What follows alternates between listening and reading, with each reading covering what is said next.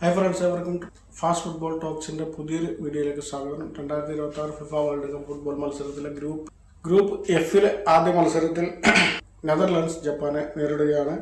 ഈ മത്സരം നടക്കുന്നത് ഇന്ന് രാത്രി, അതായത് തിങ്കളാഴ്ച പുലർച്ചെ 12 മണിക്ക് UAE സമയം ഈ മത്സരം നടക്കുന്നത്. അതായത് ഇന്ത്യൻ സമയം തിങ്കളാഴ്ച പുലർച്ചെ 1:30 ഈ മത്സരം നടക്കുന്നത്. ഡാലസ് സ്റ്റേഡിയത്തിൽ വെച്ചാണ് ഈ മത്സരം നടക്കുന്നത്. ഇരു ടീമുകളുടെയും അവസാന 5 മത്സരങ്ങളുടെ ഫലം എടുക്കുകയാണെങ്കിൽ നെതർലൻഡ്സ് അവസാന 5 മത്സരങ്ങളിൽ 3 മത്സരം വിജയിക്കുകയും 1 മത്സരം സമനിലയിൽ അവസാനിക്കുകയും 1 മത്സരത്തിൽ അവർ പരാജയപ്പെടുകയും ചെയ്തു. അതേസമയം ജപ്പാനാണെങ്കിൽ അവസാനം മത്സരിച്ച 5 മത്സരങ്ങൾ വിജയിച്ചുകൊണ്ടാണ് ഇപ്രാവശ്യം വേൾഡ് കപ്പിന് എത്തുന്നത്. നമുക്കറിയാം, നെതർലൻഡ്സ് ശക്തമായ ഒരു ടീം തന്നെയാവുന്നു.